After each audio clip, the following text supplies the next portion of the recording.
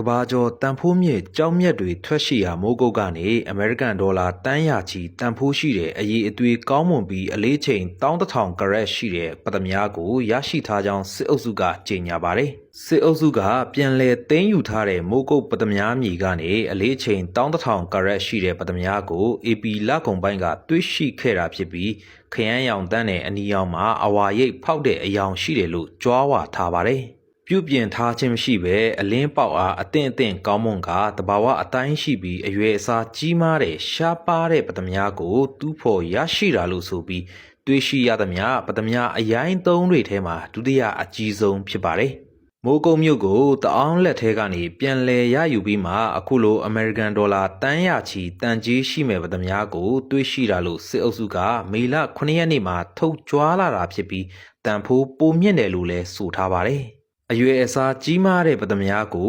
1990ခုနှစ်1996ခုနှစ်2022ခုနှစ်နဲ့2026ခုနှစ်တွေမှာရှာတွေ့ခဲ့တာဖြစ်ပြီး1996ခုနှစ်ကပတ္တမြားအလေးချိန်ဟာ21450ကရက်ရှိပြီးအကြီးဆုံးပတ္တမြားပါတွေးရှိရတဲ့ပတ္တမြားတွေဟာအရိုင်းသုံးဖြစ်တာကြောင့်ပြန်တွေးတဲ့အခါတန်ဖိုးမြင့်ပတ္တမြားအရွယ်ကသေးငယ်သွားနိုင်တာကြောင့်ထင်မှတ်တလောက်လဲဈေးနှုန်းကောင်းမှုကရှိမနေတာပါ